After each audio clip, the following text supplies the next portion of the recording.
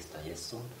Mes frères et sœurs, dans le Christ, tunejejwe no kubasuhuza mu izina rya Yesu. nous sommes très heureux de vous saluer au nom de Jésus-Christ. Tubahaye ikaze muri uyu mwanya mwiza wo kumva ijambo Nous ry'Imana. vous invitons dans cette bonne occasion de suivre la parole de Dieu Kandi turasaba Imana ngo umuntu wese imuhe umugisha.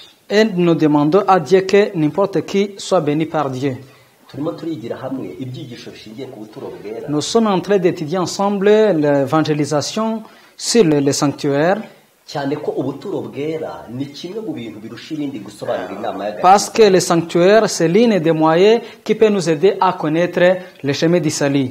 Mu cyigisho cy'ubushize Dans l'évangélisation de la fois passée, twarebye amagambo afite umutwe on a vu ensemble la prédication intitulée avuga ngo ubuturo bwera umugambi w'Imana. le sanctuaire, le plat de Dieu. Twabonye uburyo Imana Nous avons vu comment Dieu, yifuje guturana n'ubwoko bwayo, il a voulu habiter avec ce peuple, aho ihema ry'Imana là où le sanctuaire de Dieu ryari riri hagati y'amahema était y'Abisirayeli. entre les citoyens des Israélites. Kandi kugira ngo Imana itange uwo mugisha, Et pour que Dieu puisse donner cette ubwo bénédiction, nibwo buryo bwiza yabonye. c'est le moyen qu'il a vu qui peut l'aider. Twabonye yuko mu byigisho twagomba gukurikizaho On a vu que dans les prédications qui devraient suivre, tuzareba ibintu byari biri mu buturo bwera, on verra les objets qui étaient dans le sanctuaire turebe umugambi wabyo ku gakiza et kacu. on verra leur plan sur notre salut. Mu cyigisho cyo muri uyu mwanya Dans les prédications de ce moment, gifite umutwe uvuga ngo irembo. ça le titre intitulé La porte. Tugiye kurebera hamwe irembo. On va voir ensemble la porte. Muribuka yuko igihe twigaga ubuturo bwera, Souvenez-vous que quand on a étudié le sanctuaire, igihe twasomaga mu kuva mu gice cya 40, quand on lisait en Exode chapitre 40, ahanditse pura y'ukuntu ubuturo bwera bwari bwubatse, là où c'est écrit les plans sur comment le sanctuaire était construit, twabonye ko Imana ivuga ubuturo bwera ihereye ahera cyane. on a vu que lorsque Dieu parlait du sanctuaire, commençait dans les lieux très saints. Impamvu La raison en est que ni uko Imana iba ivuga umuntu yaremye, c'est que Dieu parle l'homme qu'il créa kandi birimo imanuka ijya mu rugo, et il descend vers le parvis ivuga ahantu umuntu yaje kugwa pour akagera. montrer là où l'homme a tombé dans le péché. Mu gihe Imana ivuga ubuturo bwera ihereye ahera cyane, Quand Dieu parla du sanctuaire en commençant par les lieux très saints, twebwe iyo tugiye kubwiga duhera mu rugo. pour nous, lorsqu'on on étudie, on commence dans le parvis. Impamvu twebwe duhera mu rugo La raison de commencer au parvis, ni uko tuba tugiye kuyobora umunyabyaha, c'est que nous allons guider le péché tumukura ahantu yarohamye, pour lui arracher là où il a tombé dans le péché, tumugeza ahantu Imana yari yaramuremye. pour lui guider là où il a été créé. Niyo mpamvu tugiye kwiga icyigisho gifite umutwe uvuga ngo irembo. C'est la raison pour laquelle on va étudier l'évangélisation ensemble et il y a le titre intitulé La porte. Niyo kugira ngo rero turebe icyo cyigisho neza, Pour voir convenablement cette prédication, tugiye kwiyibutsa isomo twasomye riri mu kuva nous allons encore nous rappeler la leçon qui se trouve en Exode, mu gice cyaho cya 40. dans le chapitre 40. Turahera ku murongo, turasoma umurongo wa 8. On va lire le verset 8. C'est écrit ainsi. Tu placeras les parvis tout autour et tu mettras les rideaux à la porte du parvis. Hano barimo baravuga uburyo hagombaga gushingwa urugo rukagota ubuturo. Ici, on est en train de nous montrer comment on devrait mettre les parvis pour clôturer le sanctuaire. Maze bagakinga umwenda mu irembo Et on devait placer les rideaux à la porte de ce sanctuaire. Mbese uwo mwenda waba uvuga iki? Que veut dire ces rideaux? Mbese iryo rembo ryaba rivuga iki? Que veut dire cette porte? Tugiye gusoma isomo ryanditse muri Yohana, On va lire ensemble la leçon qui se trouve dans l'évangile de Jean. mu butumwa bwiza bwa Yesu bwanditswe na Yohana, Dans l'évangile de Jean, mu gice cyaho cya 10, dans le chapitre 10, turasoma umurongo wa 9 n'umurongo wa 10. on va lire les versets 9 et les versets 10. C'est écrit ainsi. Moi, je suis la porte. Si quelqu'un entre par moi, il sera sauvé. Il entrera et sortira et trouvera des pâtirages.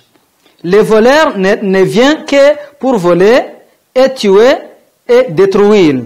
Moi, je suis venu afin que les brebis aient la vie et qu'elle est en abondance. ahangaha Yesu yatubwiye yuko ari we rembo. Ici, Jésus nous a montré que c'est lui la porte. Kandi yavuze yuko umuntu winjira muri we azakizwa. Et il a dit que celui qui entre en lui sera sauvé. Ijambo ry'Imana ritubwira yuko Yesu ari we rembo. La parole de Dieu nous dit que Jésus c'est lui-même la porte. Kandi iyo umunyabyaha yabaga aturutse iwabo mu rugo, Et quand le péché quittait chez lui, azanye igitambo cye, en amenant l'agneau, yagombaga kwinjira mu irembo, il devrait passer dans la porte. maze akajya ku gicaniro cy'ibitambo, Et il devrait aller à l'autel de l'Holocauste. aho yasangaga umutambyi wo kumuha. Là où il devrait y trouver les sacrificateurs. None batubwiye yuko irembo ari Yesu Kristo. Et on vient de nous montrer que la porte c'est Jésus lui-même. Kugira ngo twumve ukuntu agakiza gateye, Pour mieux comprendre comment est le chemin du salut, ndetse tureba ukuntu iyo nzira ya Gikristo itangira, et pour voir comment le chemin chrétien commence, ndagira ngo twigire mu gitabo cy'umugenzi. je veux qu'on va aller dans le livre du voyage du pèlerin. Kandi kugira ngo icyo gitabo tugikoreshe, Et pour mieux utiliser ce livre, ndagira ngo tubanze tugitangire ubuhamya, on va d'abord commencer par les témoignages, kubera yuko iyo dusomye mu gitabo cy'intambara ikomeye, puisque lorsqu'on lit dans les tragédies des siècles, tugasoma ku cyigisho cyaho cya 14, et on lit à la 14e chapitre, icyigisho gifite umutwe uvuga ngo abagorozi b'abongereza bakurikiyeho, et là où il y a le titre intitulé Progrès de la réforme en dusoma Angleterre, amagambo avuga ngo, on lit les mots qui s'écrit ainsi. À la page 161 des tragédies des siècles, c'est écrit ainsi. Jean Bunyan, j'étais dans une infecte prison, au milieu de débauches et de voleurs, il respirait néanmoins l'atmosphère même du ciel, et écrivit là sa merveilleuse allégorie du voyage du chrétien allant du pays de la perdition à la cité céleste. Depuis plus de 2 siècles, cette voix sortie de la prison de Bedford ne cessait de remuer le cœur. Les ouvrages de Bunyan, le voyage des chrétiens, la grâce abondante, ont amené un grand nombre d'âmes sur l'essentiel de la vie. hano bavuga iby'umugabo bita Bunyani, Ici, on nous parle du monsieur intitulé Bunyan, ari nawe wanditse igitabo cyitwa qui est l'auteur du voyage du pèlerin. yananditse ikindi cyitwa ubuntu butangaje. Il a écrit aussi le voyage du chrétien et grâce abondante. Impamvu ibi bitabo bivuzwe mu izina, La raison de dire ce livre dans leur nom, ni uko byashoboka ko ahari Bunyani yaba yaranditse ibitabo c'est byinshi, parce que ça peut arriver que Bunyan a écrit beaucoup de livres, ariko ibi bitabo bibiri byo mais ces 2 livres, bigomba gufatwa nk'ibitabo by'umwuka ça doit être considéré comme les livres de la prophétie. nimuzakomeza gusoma iki gitabo cya Bunyani, Lorsque vous continuerez à lire ce livre de mugasoma kuri Bunyan, paje yacyo ya mbere, par exemple aux premières pages, muzabona uburyo hatanzwe ubuhamya, vous verrez qu'il y a les témoignages. uburyo ngo Bunyani yumvise abagore baganira ku cyaha cyo kwica isabato. Il y a les témoignages à laquelle les femmes donnaient, les témoignages sur les fins de tuer les 4e règles dans le commandement de Dieu. Niba rero kwica isabato byitwa icyaha, Si violer le 4e commandement de Dieu est le péché, ni ukuvuga yuko iki gitabo rwose ari igitabo cy'itorero ça ry'abadivantisite. veut dire que ce livre, c'est le livre de l'église adventiste du Ndetse 7e jour. iyo musomye mu cyigisho cyitwa ubuhamya bwa byiringiro, Et lorsqu'on lit dans ce livre, là où il y a le témoignage d'espoir, mubona uburyo on voit comment, mu byaha Imana yemeje byiringiro, parmi les péchés que espoir, Dieu lui a montré, yamwemeje n'icyaha cyo kwica isabato. il y a même aussi le péché de tuer le 4e commandement Izo du mpamvu sabbat. zose mbahaye Toutes ces raisons que je viens de vous donner, nizo tugiye guheraho dukoresha iki gitabo, ce témoignage qu'on va commencer à utiliser ce livre kugira ngo turebe ikintu bita irembo. pour voir réellement ce que c'est la porte. Iyo dusomye kuri paji ya 12, Lorsqu'on lit à la 12e page de ce livre, igihe mubwirizabutumwa yahuraga na mukristo, lorsque l'évangéliste rencontra avec les chrétiens, yamuyoboye ku irembo, il l'a guidé à la porte. yamubwiye amagambo akomeye Il lui a dit les mots ari kuri iyo paji ya qui 12. est à cette page qui dit ainsi. Alors l'évangéliste, étendant la main, lui dit, voyez-vous bien de ce côté-là, une petite porte étroite. Entrez par la porte étroite, car large est la porte, spacieux, et le chemin qui mène à la perdition. Et il y en a beaucoup qui entrent par là. Cet homme lui répondit, non.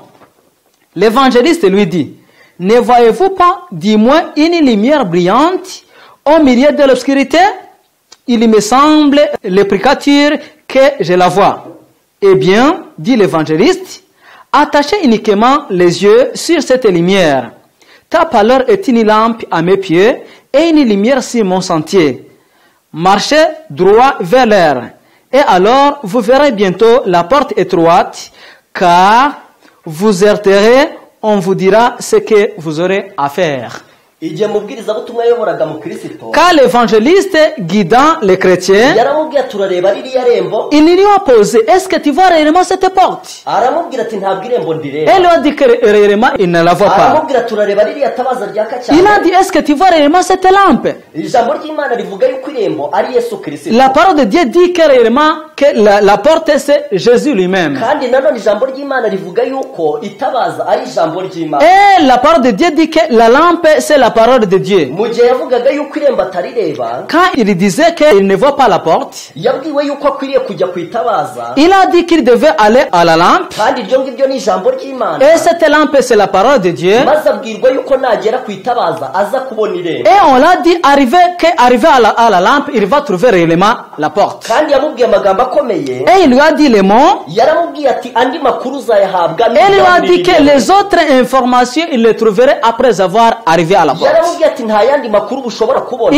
Il lui a dit qu'il ne peut pas trouver les autres informations. yaramubwiye ati nugera mu irembo nibwo uzabwirwa Il ibyo lui a dit qu'arriver à la porte, c'est là où on va lui dire de quoi à faire. ikintu buriya ashaka kumubwira, Ce qu'il voulait lui dire, yamubwiraga ko igihe atarinjira mu irembo, il a dit que sans entrer à la porte, ibintu ari gukora ni ukuyobagurika, tout ce qu'il fait ne peut lui amener au chemin réel. ariko yuko urugendo rwe ruzatangira ari Mais uko que ageze son mu irembo. chemin va commencer à arriver à la porte. Ni nayo mpamvu yamubwiye ngo C'est la raison pour laquelle il lui a dit, yongere gushyira umutima mu nda, il a ariko dit ageze ku encore irembo. de mettre son cœur à arriver à la porte. yamubwiye ko igihe cyose ataragera mu irembo Il a dit que sans être à la porte, azaba afite ikibazo gikomeye cyane. il aura une question très grave. yamubwiye ko agomba kwihuta, Il a dit qu'il devrait aller rapidement ndetse ntagire umuntu asuhuza mu nzira. et sans saluer aucune personne. amubwira yuko nagera mu irembo azabwirwa andi makuru Et il lui a y'urugendo. dit qu'il va trouver les autres informations, bien les autres nouvelles arriver à la porte. mu gihe twabonye yuko ubuturo bwera Pendant qu'on a vu que le sanctuaire, umunyabyaha yabaga azanye igitambo, quand le péché amène les sacrifices, yagombaga kwinjira mu irembo, il devrait d'abord entrer à la porte. kandi igihe yabaga atarinjira mu irembo uwo Et munyabyaha sans qu'il arrive à la porte, yabaga adashobora kwemerwa n'Imana, il ne devrait pas être accepté comme enfant de Dieu. ariko igihe yabaga amaze kwinjira mu irembo Mais ry'Imana, en entrant à la porte de Dieu, noneho yabaga amaze kumenyekana, il était considéré comme enfant de Dieu. kandi urugendo rwe rwabaga rutangiye. Et c'est là que son chemin allait commencer. iyo dusomye nanone muri iki gitabo cy'umugenzi, Lorsqu'on lit encore dans ce livre du voyage du pèlerin, tugasoma kuri paji yacu ya 25, à la 26e page, tubona noneho ageze ku irembo. on voit là où il est arrivé à la porte. Ah, si je puis entrer ici, quel bienfait pour un méchant et une rebelle qui n'a mérite que l'enfer. Disais-je, être accablé de peine, je célébrerai à jamais la gloire du souverain de Sion, et je lui en témoignerai une reconnaissance éternelle.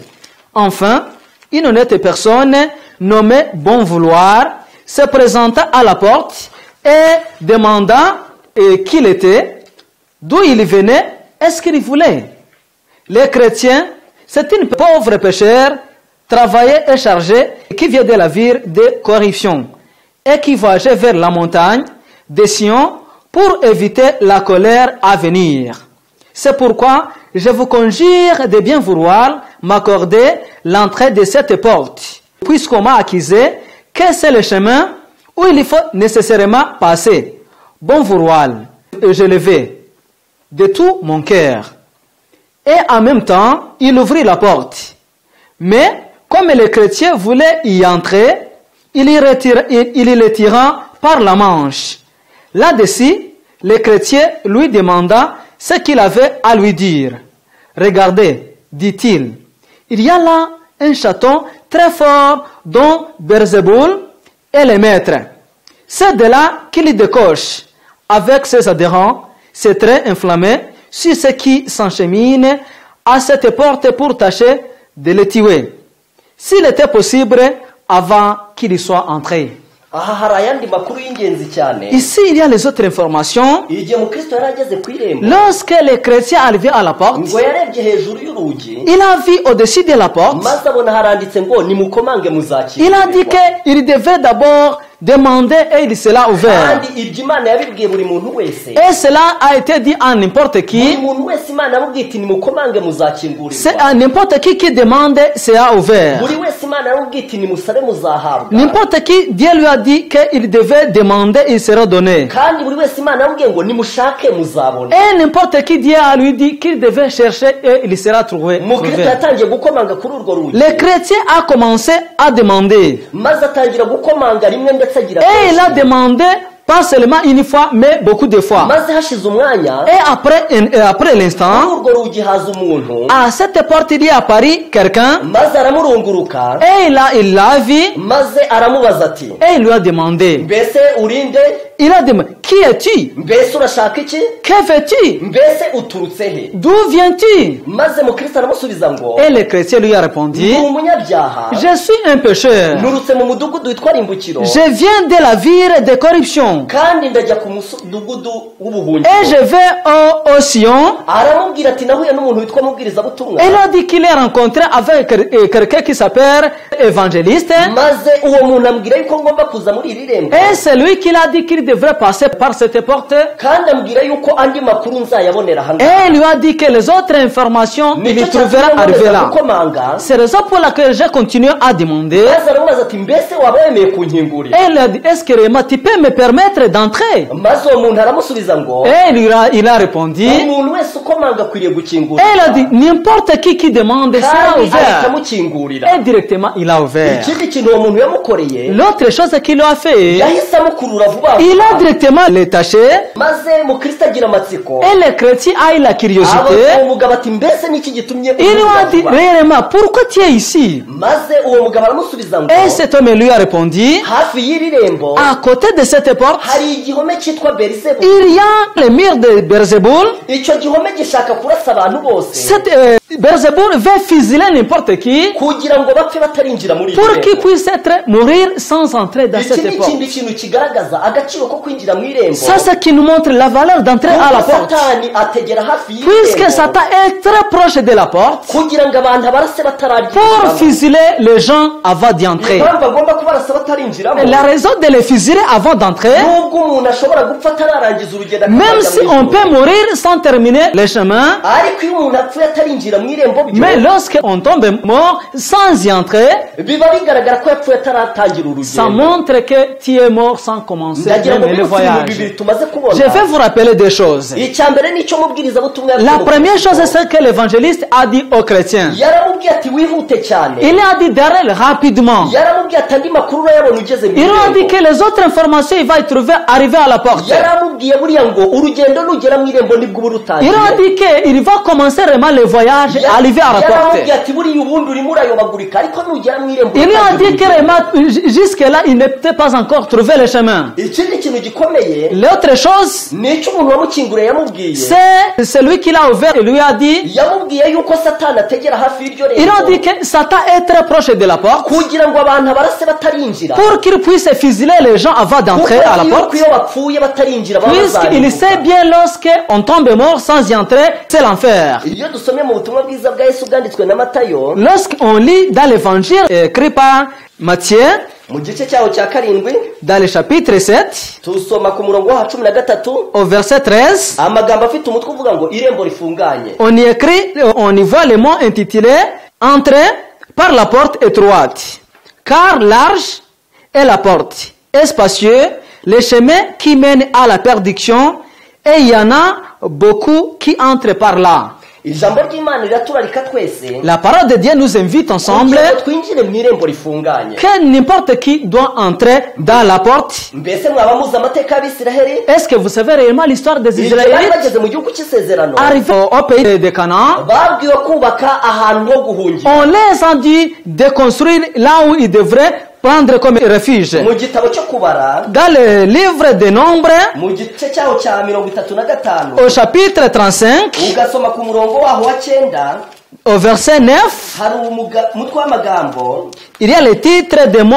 amagambo avuga ngo imidugudu y'ubuhungiro. Il y a le titre de mots, ville de refuge, le vengeur des sangs. Muri iyi midugudu y'ubuhungiro, Dans cette ville de refuge, hari itegeko rimwe ryayigenga. il y avait la règle qui dit que iyo umuntu yabaga yakoze icyaha atabigambiriye, lorsqu'on avait commis une faute kandi uwo muntu hakaba hari umuntu witeguye kumuhora, et on devrait le venger, iyo abaga yishe umuntu, supposons qu'il avait tué quelqu'un, hakaba hari umuntu witeguye guhorera uwapfuye, et on devrait se venger contre celui qui a uwo tué, munyabyaha yasabwaga kwihuta cet cyane, péché devrait aller rapidement.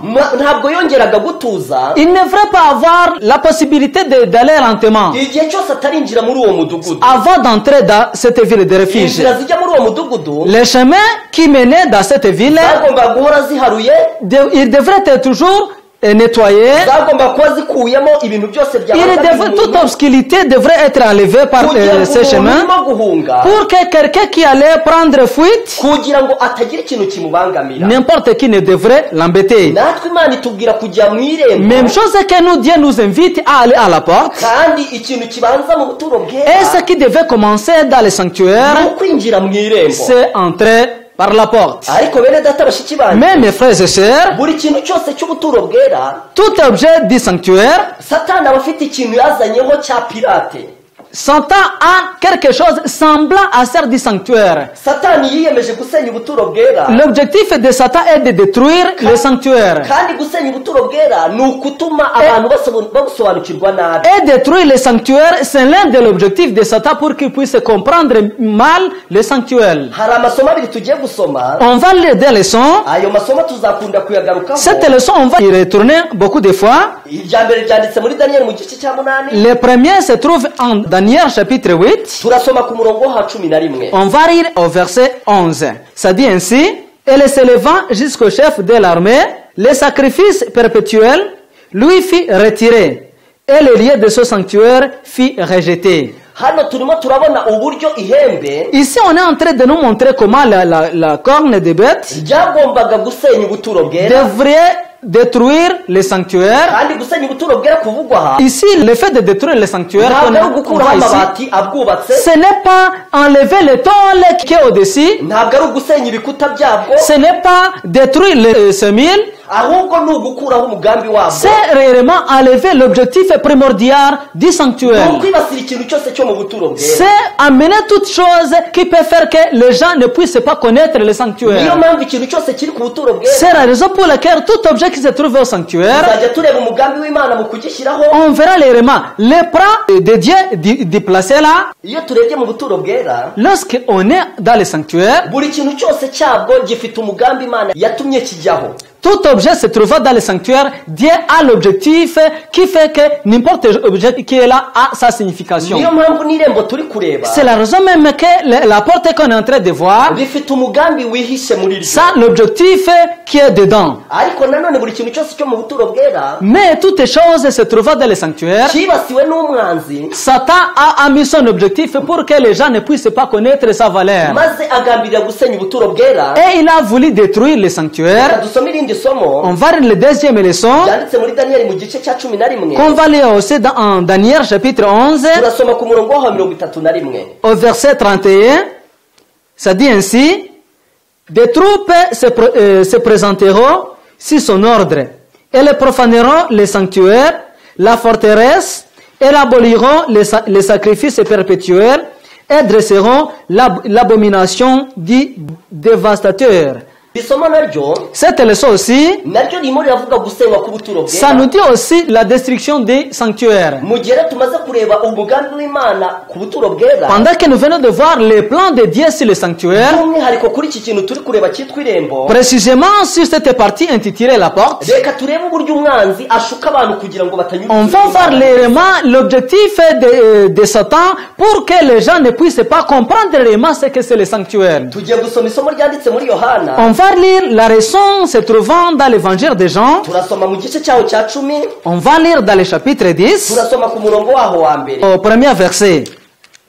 Ça lit ainsi, en vérité, je vous le dis, celui qui n'entre point par la porte dans les bergeries, mais qu'il y monte par un contre-côté, celui-là est un voleur et un brigand.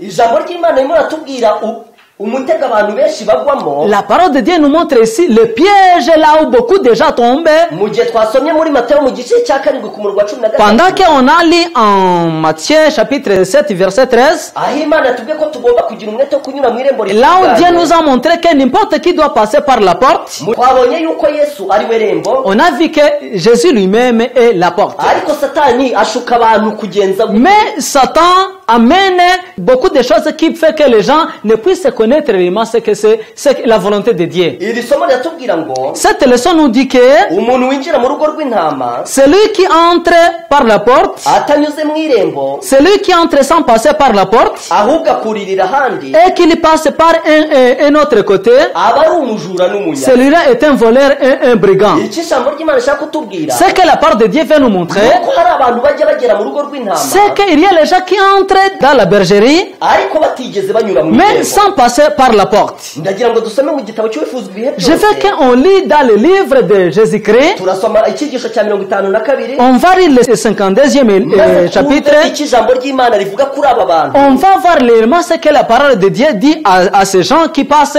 par un autre côté qui n'est pas la porte. Et on va lire le mot intitulé « Beaucoup d'entre eux ont proposé différents objets à la fois du monde. Des cérémonies et des systèmes ont été imaginés pour permettre aux hommes d'obtenir la justification et la paix avec Dieu et d'entrer ainsi dans la bergerie. Mais il n'y a qui n'y porte le Christ et tous ceux qui ont mis quelque autre chose à sa place ou qui ont essayé d'entrer dans la bergerie par quelque autre voie sont des voleurs et des brigands. Les pharisiens n'étaient pas entrés par la porte. Ayant pénétré dans la bergerie, autrement que par le Christ, ils n'accomplissaient pas l'œuvre d'un véritable berger. Ijambo ry'Imana rirakomeye cyane. La parole de Dieu est très forte. Hano harimo haravugwa abantu batari n'abantu boroheje. Ici, on est en train de nous montrer les gens qui sont très forts. Baratubwira ko abafarisayo bageze mu rugo On rw'intama. nous montre que les pharisiens ont entré dans la bergerie, Ariko ntabwo bari baranyuze mu mais irembo. réellement ils n'ont pas passé par la Ngo bari porte. baruriye Ils sont passés dans l'autre côté maze bajya mu mukumbi banyuze ahandi. et ils ont entré dans la bergerie en passant de l'autre Mbese ahantu côté. bari baranyuze ni he?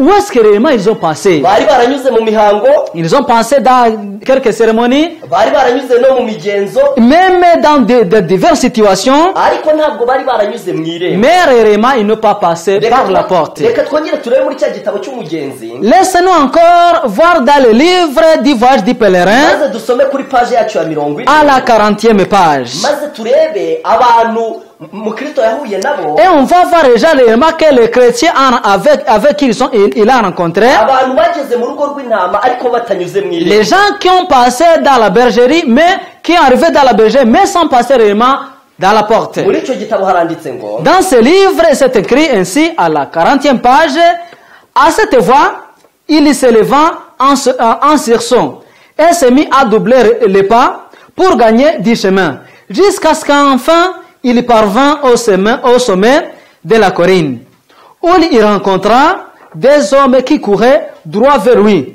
L'un se nommait le timide et l'autre le défiant.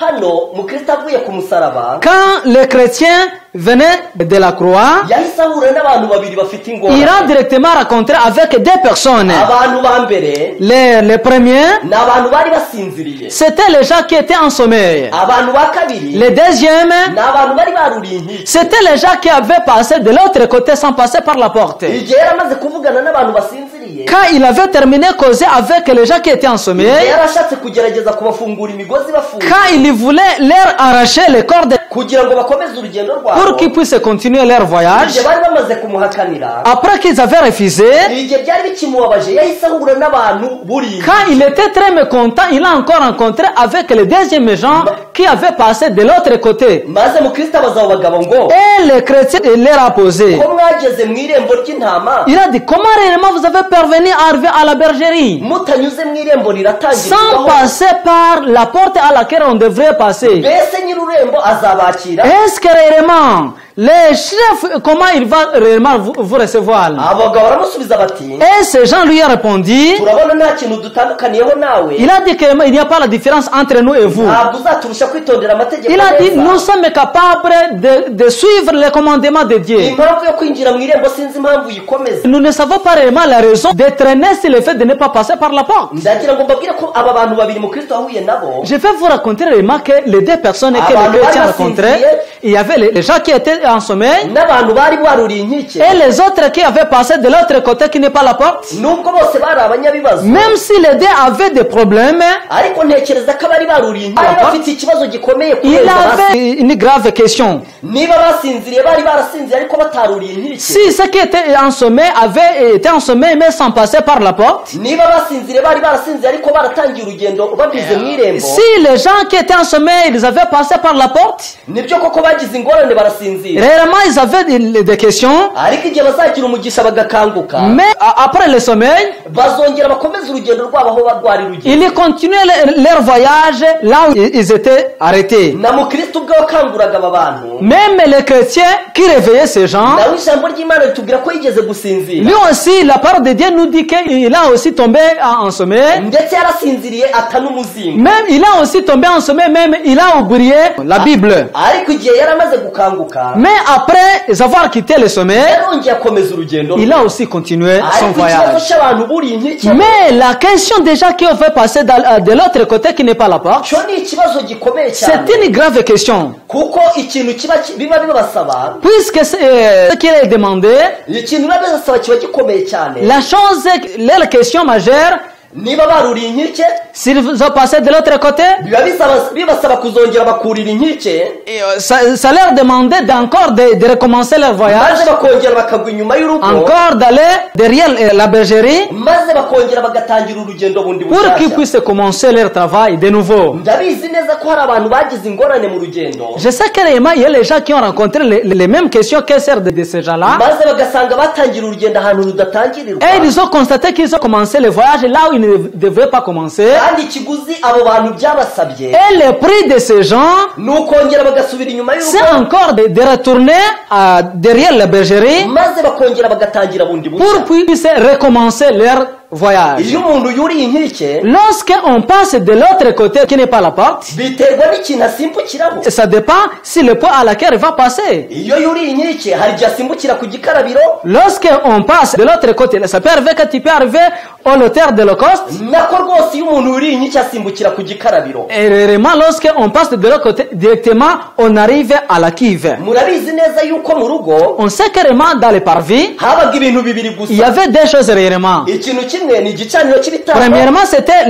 l'auteur de l'Holocauste. ikintu cya kabiri ni igikarabiro La deuxième, c'est la Kive. hari ikintu cyarangaga ko umuntu yaciye mu irembo Il y avait ce qui indiquait que celui a passé directement à icyo la kintu porte. ni ikintu yatungukiraga C'est ce qui, à laquelle il va rencontrer iyo premièrement. umuntu yabaga aciye mu irembo Lorsqu'on passait par la porte, yagomba guhita guhingukira ku on gicaniro devrait cy'ibitambo directement passer l'auteur de l'Holocauste. ariko iyo yabaga yuriye inkike Mais quand il a passé de l'autre côté qui n'est pas la porte, yasimbukiraga ku gikarabiro il devrait directement arriver premièrement à la Kive. kubera ko ibyo bintu nibyo byonyine byabaga mu Parce rugo que c'est ça les deux choses réellement qui se trouvaient dans le parvis. Dans d'autres mots, ni ukunyura mu irembo ugahingukira ku gicaniro cy'ibitambo c'est passer par la porte et directement on arrive à l'auteur de l'Holocauste. cyangwa ukurira inkike Ou bien ugahingukira ku on passe gikarabiro de l'autre côté on arrive à la Kive. ijambo ry'imana ribe ribereho kudusuzuma Le but primordial de la parole de Dieu, kandi buri wese uba ashobora gutekereza uko urugendo rwe n'importe rwatangiye. qui peut penser comment il a commencé son travail. mu cyigisho kizakurikira iki ngiki Dans l'évangélisation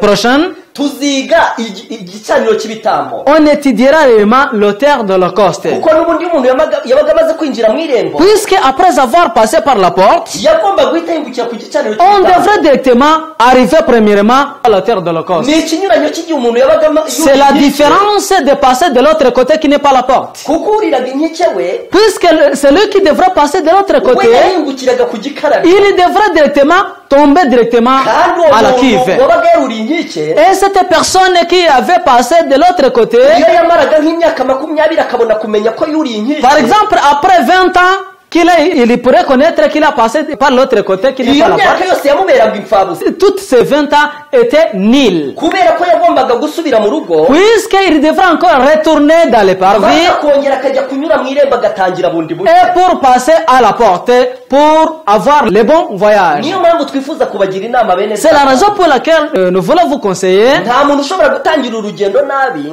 quiconque, celui qui commence mal, ngo atekereze yuko azarusoza ne neza. peut pas penser qu'il va terminer Uwo bien. muntu aba agomba kuzongera gutangira Et ces personnes devraient encore recommencer son travail, kubera yuko iyo umuntu yatangiye neza parce que celui qui commence bien, ashobora no kuzasoza neza. finalement il va aussi terminer bien. Ndagira ngo mbabwire yuko icyo kintu satani yazanye, Je vais vous dire carrément ce que Satan a amené. ikintu cyegeranye no kunyura mu irembo cyitwa kurira Les inkike, choses qui est très proche de passer par la porte, qui est passé à côté de la porte. ikintu ijambo ry'Imana ryatubwiye ko abafarisayo icyo bari La parole de barakoze, Dieu nous a dit que les pharisiens, ce que les pharisiens avaient fait, ikintu mukristo yahuye n'abantu buriye inkike, les chrétiens rencontrés par les gens qui avaient passé de l'autre côté, à côté de la porte. n'uyu munsi hari abantu batangiye urugendo rwabo nabi. Même aujourd'hui, il y a les gens qui ont commencé mal leur voyage. urugendo neza, Et pendant qu'on va continuer ce voyage tuzabona convenablement, ukuntu Imana ikura umuntu mu byaha, on verra comment Jésus arrange quelqu'un dans ses péchés kandi tuzabona ukuntu imugeza mu gukiranuka. et on verra comment il peut lui amener dans son salut. Turifuza kubagira inama Nous voulons vous conseiller ceci mu isomo ryanditse muri Luka dans l'évangile de Luc, mu gice cyaho cya 13, dans le chapitre 13, turasoma ku murongo wa 22 verset 22, maze tugeze ku murongo wa 27. de verset 22 au verset 27. Ça dit ainsi: Jésus traversait les villes et les villages et il enseignait, en faisait route vers Jérusalem. Quelqu'un lui dit: Seigneur, n'y a-t-il que peu de gens qui soient sauvés? Il leur répondit: Enforcez-vous d'entrer par la porte étroite, car je vous le dis, beaucoup chercheront à entrer et n'en seront pas capables. Quand le maître de maison se sera levé et aura fermé la porte, et que resté dehors, vous commencerez à frapper à la porte et à dire: Seigneur, ouvre-nous. Il vous répondra: Je ne sais pas d'où vous êtes. Alors vous commencerez à dire: Nous avons mangé et bu devant toi, et tu as enseigné dans nos riz. Et il vous répondra en disant: Je ne sais pas d'où vous êtes. Éloignez-vous de moi, vous tous qui commettez l'injustice. Aya ni amagambo akomeye cyane, Ça, c'est le mot réellement. kandi ni inama Imana irimo Et c'est gutanga. le conseil que Dieu donne à n'importe qui. Là, il nous dit Mugire umwete wo kunyura mu irembo que rifunganye. n'importe qui doit passer dans la porte étroite. Ijambo ry'Imana rivuga ngo La parole de Dieu dit, igihe kizagera le temps arrivera, abantu bifuze kunyura muri iri rembo, les gens auront envie de passer à la ariko porte, basange nyir'urugo mais réellement, le chef de la maison yaramaze guhaguruka agakingura aura urugi déjà rw'urugo rwe. terminé fermé. Abantu bazatangira kurukomangaho, Les gens commenceront à demander d'entrer barimo bavuga bati dukingurire. en disant: Ouvre-nous. Azababwira ati simbazi, Il leur dira: Je ne vous connais pas kandi ntabwo nzi aho muturutse. et je ne sais pas là où vous venez. Ndagira ngo mbabwire ingorane ebyiri. Je vais vous dire vraiment deux choses. Ingorane ya mbere La première, ni iyo umuntu wakinguriye mu Kristo yamubwiye celui qui a ouvert aux chrétiens, celui qui ce qu'il lui a dit, yamubwiye ko hari igihome cyitwa Beelzebuli il lui a dit qu'il y a le mur intitulé Beelzebul gishaka kurasa abantu bose ngo bapfe batarinjira qui mu veut irembo. fusiler tous les gens avant d'entrer à la porte. ariko nubwo icyo gihome kitakurasa, Même si cette mur ne devrait pas te fusiler, ndagira ngo umenye ko nyir'urugo azanagera ubwo akinga urugi je vais te dire que finalement, le chef de la maison, il y aura le temps qu'il fermera la porte. niyo mpamvu ugomba kugira umwete C'est la raison pour laquelle tu vas avoir le courage urugi rw'imbabazi rugikinguye avant que la porte de pardon est encore fermée, kugira ngo ubashe kwinjira. pour que tu puisses entrer. Hari amasomo abiri nshaka kukubwira. Je vais te raconter des leçons ici. Irya mbere ryanditse mu gitabo cy'umuhanuzi Yesaya La première est écrite dans le livre d'Isaïe, mu gice cyaho cya 55, chapitre 55. turasoma ku murongo wa 6 n'uwa 7. On va lire au verset 6 et 7. Cherchez l'Éternel pendant qu'il se trouve. Invoquez-le tandis qu'il est prêt.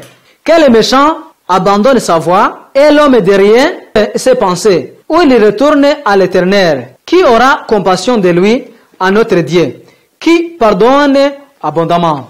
iri somo rirakomeye cyane. Cette leçon réellement est très grave. Iravuga nka ririya dusomye mu butumwa bwiza. Ça dit comme celui qu'on vient de lire dans l'évangile d'Éric. Quand la parole de Dieu disait que tout le monde devait avoir le courage de passer par la porte étroite. Et celui-ci aussi dit qu'il faut chercher l'Éternel pendant qu'il se trouve là. Qu'il faut le chercher pendant qu'il est encore proche. Et pendant qu'il dit qu'il faut chercher pendant qu'il est prêt, ça dit que le temps arrivera qu'il ne sera pas prêt. Comme on a vu le mot qui dit que le temps arrivera, le chef de la maison fermera sa maison. Et les gens commenceront à demander l'autorisation d'entrer. Et les commenceront à dire, ouvre-nous, nous sommes tes ouvriers. Il a dit, vraiment nous avons fait beaucoup de choses de ton travail. Ce mot dit qu'il faut chercher l'Éternel pendant qu'il est encore là. Lorsqu'on lit dans le livre de Jérémie, au chapitre 29, au verset 13, ça dit ainsi: vous me chercherez et vous me trouverez, car vous me chercherez de tout votre cœur. Je veux qu'on peut essayer de comparer ces deux leçons. La première dit de chercher le Seigneur pendant qu'il est encore là. La deuxième dit que vous me chercherez et vous me trouverez. Si vous me chercherez avec tous vos cœurs. C'est des leçons. Ça dit des conditions. Ces deux conditions doivent être accomplies pour qu'on puisse trouver Dieu. La première condition, on doit d'abord chercher Christ avant qu'il est encore prêt. Cette condition dit qu'il arrivera que le temps, on ne sera pas à mesure de le trouver. Et pendant qu'on doit chercher Jésus pendant qu'il est prêt, on doit le chercher avec tous nos cœurs. Si on accomplit convenablement ces deux choses, on trouvera réellement Jésus. Il arrive qu'on ne peut pas accomplir les deux tâches. Ce jour-ci, c'est là où on peut trouver réellement Jésus. Puisque Jésus est encore à sa trône. Mais si on ne parvient pas à utiliser toutes nos forces pour lui trouver, même si on lui cherche dans l'état où il est prêt, mais le fait de ne pas lui chercher avec tout nos cœurs, finalement on ne parvient pas à le trouver. Et ces gens qui ne cherchent pas Jésus avec tout leur cœur, ces gens qui ne cherchent pas avec toute leur volonté, la parole de Dieu dit que le temps arrivera lorsque Jésus quittera sur ce trône et les gens commenceront à chercher Jésus avec tout leur cœur. Ils donneront leur argent, ce qui ne pas parvenir à accomplir pendant que Jésus était sur sa trône. Il commencera à accomplir ça. Il commencera à chercher avec tout leur cœur. Il priera avec tous leurs moyens. Mais réellement, ça sera après le temps. La condition du temps ne sera pas accomplie convenablement. Et pour terminer cette prédication, nous vous conseillons deux conseils spéciaux. La première, c'est de chercher Jésus avec tout nos cœurs.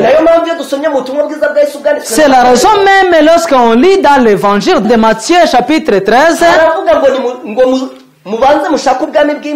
chapitre 13, ça dit qu'il faut d'abord chercher le royaume de Dieu. Et les autres nous sera donné comme aide. Puisque Jésus nous dit de chercher avec tout nos cœurs, il nous dit aussi de lui chercher auparavant. kandi Imana itubwira yuko ibyo tutazaba twashatse tuzabibona. Et Dieu nous dit que ce que nous n'avons pas cherché, on le trouvera. igihe twebwe tuzaba twishakiye Uwiteka. Si premièrement on cherchera Jésus. rero tugomba gushaka Uwiteka n'umutima wacu wose, C'est la raison pour laquelle on doit chercher Jésus avec tous nos cœurs. kandi tugomba kubikora none. Et on doit le faire dès maintenant pendant que Jésus est encore sur sa trône. iyo niyo nama Yesu yahaye umuntu. C'est ça le conseil que Jésus a donné à n'importe qui. wa wundi wamubajije ati mbese abakizwa ni bake? Pour celui qui a posé la question en lui demandant si ceux qui seront sauvés sont peu. ntabwo Yesu yigeze amubwira niba ari bake cyangwa ari benshi. Jésus n'a pas réellement répondu si ça sera beaucoup, ça sera peu. ahubwo yamubwiye ikintu kimureba. Et il a dit ce qui lui concerne. aramubwira ati mugire umwete wo kunyura mu irembo. Et il a dit qu'il va avoir le courage de passer par la porte étroite. aramubwira ati igihe kizagera abantu bashake kurinyuramo. Et il a dit que l'état arrivé là où les gens cherchaient comment passer par cette porte. ariko abo bantu ntabwo bazabishobora. Mais réellement, il ne trouvera pas cette occasion. bene data bashiki banjye, Mes frères et sœurs, mwebwe twabanye muri iki cyigisho, nous qui avons suivi cette évangélisation, aho turimo kureba intambwe ya mbere mu rugendo rwa gikristo. là on est en train de voir les premières étapes de du christianisme.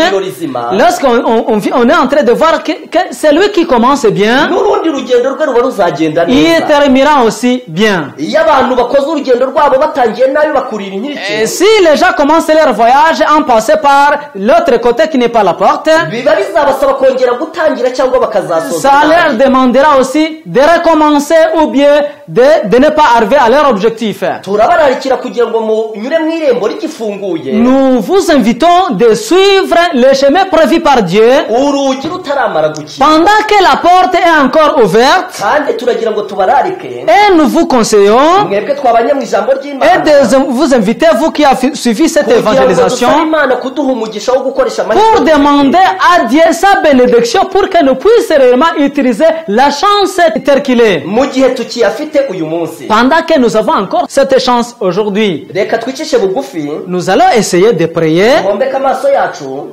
Prions. Mana yacu, Notre Dieu, data wa twese udukunda, notre Père qui nous aime fortement, turagushimye cyane nous te remercions grandement kuko uduhaye umugisha wo kumva ijambo ryawe. puisque tu nous donnes cette occasion de suivre ta prédication. tuzi yuko wasobanuriye umuntu wese, Nous savons bien réellement que tu as expliqué à n'importe qui, kandi tuzi ko wahaye abantu gufata ibyemezo byiza. et nous savons réellement que tu as donné à n'importe qui de prendre des mesures précoces. turagusabye ngo ufashe umuntu wese kunyura mu irembo Nous te rifungaye, demandons d'aider n'importe qui pour qu'il puisse passer par la porte nyir'urugo ataramara guhaguruka ngo akingure avant que le chef de famille ne ferme pas sa porte. kandi uturinde ko hari umuntu ijambo ryawe ryaciraho iteka, Nous te demandons pour que cette parole ne puisse pas maudire n'importe qui. ahubwo twese uduhereye umugisha mu ijambo ryawe. Nous te demandons que tu donnes ta bénédiction à travers sa parole. tubisabye mu izina rya Yesu. Nous te demandons au nom de Jésus-Christ. Amen. Amen.